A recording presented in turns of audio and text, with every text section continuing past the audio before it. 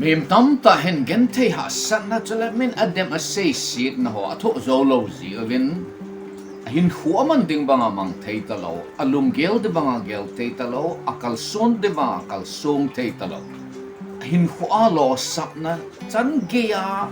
mang tam ta om si nei ipje ha metel ha sat gen tel min adem a sei sit na ho su atho lel wa ji o ya tuni hen gen thei ha sat na chu tel min Adam AC sit na ho tho zo ding dan thu a holim na hin nei nomen hichi het the na ding chun a vet sa na kain vet sa nomen hichi chu na veo hitem hichi hi chi a hin te chi ale lai hon song ngai tui uma he ale cha hen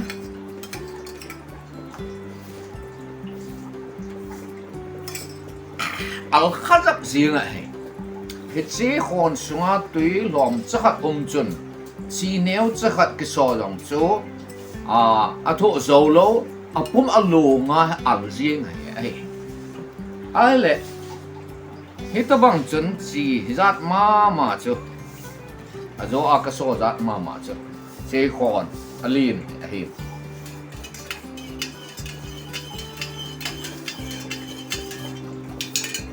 Teachen ama he ilo be set lo he aji chu atui akhon alet zia cha tui chu tama hin si chu aman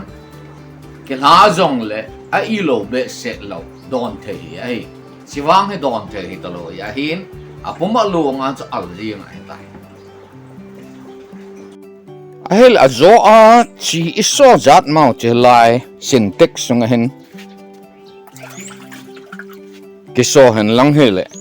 I mat salo loading ki don jong le chi kiso ha kiso lo ha ti chu ki hedo loading he azo a khon neu cha songa chi so zat mau che syntax songa tui tam ta la chi so a he la I mat salo lo ki don hen lang hi jong le chi ki la ha lo ha ti chu ki hedo lo hel ding he a hi le ba na chen chi chi thi hedim khat chu tui khang len hun ga kila le mat sa lo hel di heta banga chu le sit songa chu hin khu iman lai songa cha sat na tam ta gen te na tam ta hin tu ding hi telamin ai se sin na Adam na tam ta hin tu ding hi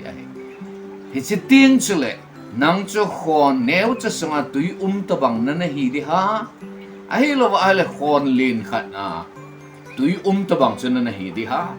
ahilo ala syntax a tui tam to ki khol ta bang chuna hi di ha ahilo le tui khang le na tui dim set ta bang chuna hi ding ha hi chi chunga chu ha sat na le gen te na ti le min na se na dem na ho zo si na tho zo dan hi chi chunga chu kina ma ya he chi zia zo me hi men le si chunga hin khu iman na hoi lai mun he zang le anok ke na lo ya he ha sat na gen te na chu te ding he ai koi lai mun he zong le thu palo tu si mi dem mi se si mi gilo mi palo tam ta ding he ai chi a chu he tabang la a ilen na a chu mi hi min ilung tim chu tui khang le na tui tabanga